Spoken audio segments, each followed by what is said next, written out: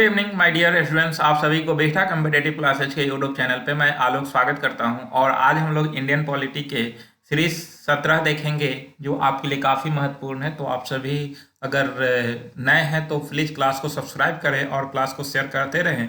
और पीछे के वीडियो नहीं देखें तो सारे वीडियो को देखें, इससे आपके पॉलिटी काफ़ी अच्छे होंगे और आपकी क्वेश्चन परीक्षा में नहीं छूटेंगे। तो इसलिए आप सभी इसे देखते रहें। और इसके अलावा आपको इस चैनल पर डेली करेंट अफेयर सीरीज आता है, उसे देखें, वीकली करेंट अफेयर, तो सारा सुविधा आपको मौजूद है इस चैनल पे। तो आप सभी देखें और अपने तैयारी को बेहतर करें। आप ईमानदारी से इस क्लास को फॉलो करें, आप देखेंगे कि परीक्षा में एक दिन बेहतर करेंगे। ये मेरा चैलेंज है, तो आप सभी करें। और आइए इसी के साथ आज के जो महत्वपूर्ण बिंदु है उसको देखते हैं। तो एक नंबर प्रश्न है कि राज्य सरकार का कार्यकारी अध्यक्ष या संवैधानिक प्रमुख कौन है। तो अभी तक हम लोग जो है वो संघ सरकार को देख चुके हैं। तो लगभग हम स्टार्टिंग से संविधान का निर्माण हुआ था उसी चैप्टर से देख रहे हैं। और आज हम लोग राज्य सरकार में पहुंच चुके हैं। तो पीछे के सारे वीडियो को देखें, इससे आपका पूरा कॉन्सेप्ट क्लियर होगा और आप पॉलिटी आपका काफ़ी बेहतर होगा। तो आप करते रहें, फॉलो करें। तो हम लोग पीछे देखे थे जब संघ सरकार पढ़ रहे थे, तो संघ सरकार यानी कि केंद्र के अध्यक्ष या संवैधानिक प्रमुख कौन थे। तो हम लोग देखे थे कि राष्ट्रपति। तो उसी के समकालीन राज्य में एक राज्यपाल होते हैं। तो वो राज्यपाल राज्य के संवैधानिक प्रमुख, कार्यकारी प्रमुख, नाम मात्र के प्रमुख होते हैं। जबकि वास्तविक प्रमुख जो राज्य सरकार के होते हैं वो मुख्यमंत्री वाली मंत्रिपरिषद होती है। तो सेम से केंद्र सरकार वाला स्थिति यहाँ पे होती है। केंद्र में कार्यपालिका के वास्तविक प्रधानमंत्री वाली मंत्रिपरिषद होती है, जबकि यहाँ पर वास्तविक मुख्यमंत्री वाली मंत्रिपरिषद होगी। तो ध्यान रखेंगे। और वहाँ पर कार्यकारी अध्यक्ष या संवैधानिक प्रमुख जो होते थे वो राष्ट्रपति होते थे। तो यहाँ पर राज्यपाल होंगे, ध्यान रखना है। तो इसका आंसर बी हो जाएगा। अगला प्रश्न है, जम्मू एवं कश्मीर के राज्यपाल की नियुक्ति कौन करते हैं।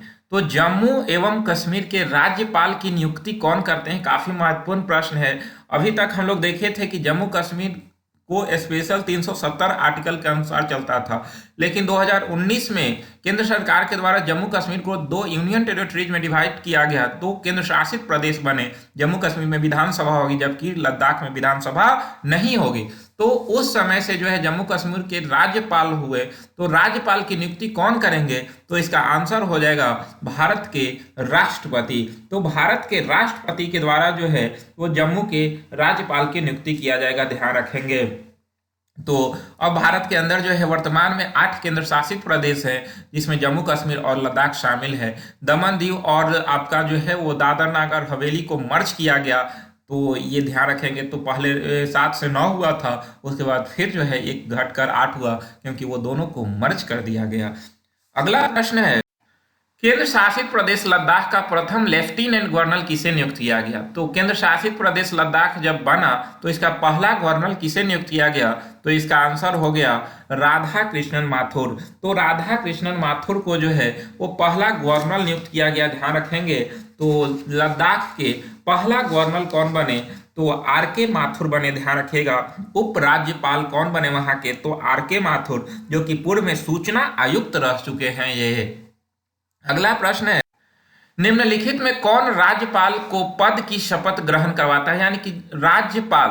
तो राज्यपाल को पद का शपथ कौन दिलवाते हैं, तो इसका आंसर हो जाएगा उच्च न्यायालय के मुख्य न्यायाधीश, यानी कि संबंधित राज्य के उच्च न्यायालय के मुख्य न्यायाधीश के द्वारा उन्हें शपथ दिलाया जाता है, ध्यान रखिएगा। तो संबंधित राज्य के उच्च न्यायालय के मुख्य न्यायाधीश के द्वारा राज्यपाल को शपथ दिलवाया जाता है। इसका उल्लेख भारतीय संविधान के आर्टिकल 159 में किया गया है, ध्यान रखेंगे।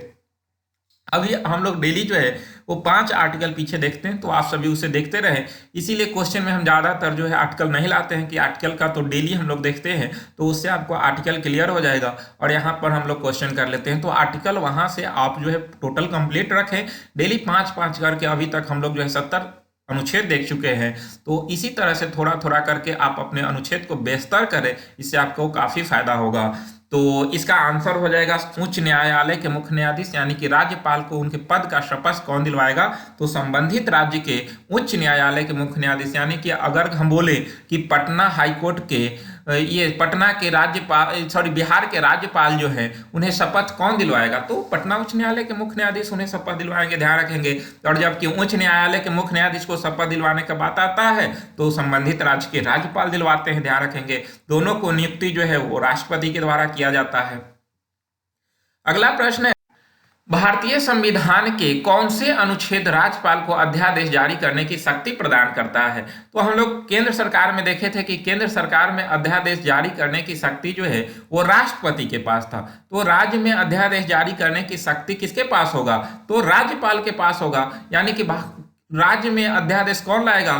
तो राज्यपाल जारी कर सकते हैं। तो इसका उल्लेख किया गया है आर्टिकल 213 तो हम लोग देखे थे कि आर्टिकल 123 में राष्ट्रपति अध्यादेश जारी करते हैं, तो उसका उल्टा है आर्टिकल 123 राष्ट्रपति, 213 जो है वो राज्यपाल अध्यादेश जारी करेंगे। राष्ट्रपति केंद्र के लिए और राज्य के लिए राज्यपाल अध्यादेश जारी करेंगे। तो ये पॉइंट को ध्यान रखेंगे, काफी महत्वपूर्ण ये आर्टिकल है। इससे प्रश्न उठता है कि कौन से अनुच्छेद के तहत राज्यपाल अध्यादेश राज्य में जारी कर सकते हैं? तो आर्टिकल 213 ध्यान रखना है। अगला प्रश्न है, किसी राज्य का राज्यपाल नियुक्त किया जाता है, तो राज्य के राज्यपाल को नियुक्त किया जाता है किसके द्वारा? तो किसी राज्य के राज्यपाल को नियुक्त कौन करेंगे? तो अभी हम लोग पीछे देखे थे कि किसी भी राज्य के राज्यपाल की नियुक्ति जो है वो राष्ट्रपति के द्वारा किया जाता है। यानी कि इसका आंसर जो है वो सी हो जाएगा। किसी भी राज्य के राज्यपाल की नियुक्ति जो है वो राष्ट्रपति के द्वारा किया जाता है। इसका उल्लेख भारतीय संविधान के आर्टिकल 156 में किया गया है। आर्टिकल 156 के तहत राज्यपाल की नियुक्ति राष्ट्रपति के द्वारा किया जाता है और राष्ट्रपति के प्रसाद पर्यंत ये अपने पद धारण करते हैं। इन्हें राष्ट्रपति जब मन करेगा हटा सकते हैं, नियुक्त कर सकते हैं। एक या अधिक राज्यों के राज्यपाल एक साथ नियुक्त कर सकते हैं। ये सब राष्ट्रपति के ऊपर डिपेंड करता है। यानी कि राज्यपाल राष्ट्रपति के प्रसाद पर्यंत अपना पद धारण करते हैं, ध्यान रखना है। अगला प्रश्न है, राज्यपाल के वेतन और भत्ते दिए जाते हैं, यानी कि राज्यपाल को वेतन और भत्ता कहां से दिया जाता है? तो ध्यान रखेंगे कि राज्यपाल को वेतन और भत्ता जो दिया जाता है वो संबंधित राज्य के संचित निधि से दिया जाता है। तो इसका आंसर हो जाएगा 1 number, consolidated fund of state, यानी कि राज्य के संचित निधि से उन्हें वेतन दिया जाता है, ध्यान रखना है। राज्य के संचित निधि से उन्हें वेतन दिया जाता है, जबकि राष्ट्रपति को जो है वो केंद्र के संचित निधि से वेतन दिया जाता था। तो ध्यान रखेंगे कि उन्हें जो है राज्य के संचित निधि से कंसोलिडेटेड फंड ऑफ स्टेट, यानी कि राज्य के संचित निधि। तो आप पढ़े थे कि आपका जो है वो केंद्र में एक संचित निधि होता है और राज्य में एक जो है संचित निधि होता है। केंद्र में एक आकस्मिक निधि होता है और राज्य में एक आकस्मिक निधि होता है। तो केंद्र में आकस्मिक निधि पर अधिकार जो होता है वो राष्ट्रपति का होता है और राज्य में आकस्मिक निधि होता है जिसपे राज्यपाल का अधिकार होता है। और बाकी का जो संचित निधि होता है जिसमें सारी जगह से पैसा आते हैं और वहीं से पैसा निकलकर सभी जगह खर्च होते हैं। सभी को वेतन भत्ता जो है वो संचित निधि से मिलते हैं, या फिर जो भी टैक्स जो सरकार को आती है वो सब संचित निधि में जाती है। तो इस तरह से जो है वो ध्यान रखेंगे कि केंद्र में संचित निधि होती है, राज्य में भी संचित निधि होती है। आपका जो है वो आकस्मिक निधि भी दोनों जगह होती है। तो राज्यपाल को जो वेतन और भत्ता दिया जाता है वो राज्य के संचित निधि से दिया जाता है, ध्यान रखेंगे। तो इसका आंसर 1 नंबर हो जाएगा। अगला प्रश्न है, राज्यपाल किसके प्रति उत्तरदायी होता है? तो राज्यपाल किसके प्रति उत्तरदायी होता है? तो अभी हम लोग देखें कि अपना पद जो है वो राष्ट्रपति के प्रसाद पर्यंत धारण करते हैं। तो इसका आंसर जो है बी नंबर हो जाएगा, यानी कि राष्ट्रपति। अगला प्रश्न, भारत में किसी राज्य की राज्यपाल बनने वाली पहली महिला कौन थी? तो भारत की पहली महिला राज्यपाल बनने वाली व्यक्ति जो है वो आपका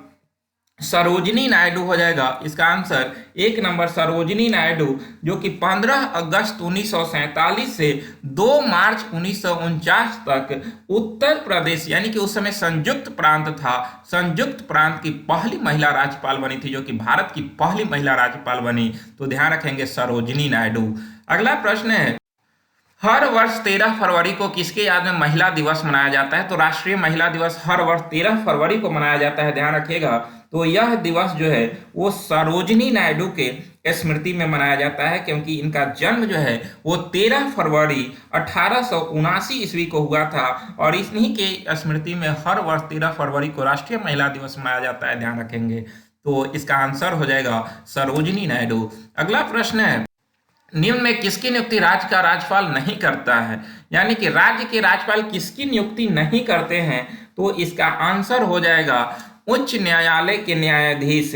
तो उच्च न्यायालय के न्यायाधीश की नियुक्ति जो है वो उच्चतम न्यायालय के मुख्य न्यायाधीश, उस राज्य के राज्यपाल तथा उस राज्य के मुख्य न्यायाधीश के परामर्श पर राष्ट्रपति के द्वारा किया जाता है, ध्यान रखेंगे। यानी कि उच्च न्यायालय के न्यायाधीश की नियुक्ति कौन करेंगे, तो राष्ट्रपति करेंगे, लेकिन उसके लिए उच्चतम न्यायालय के मुख्य न्यायाधीश, उस राज्य के उच्च न्यायालय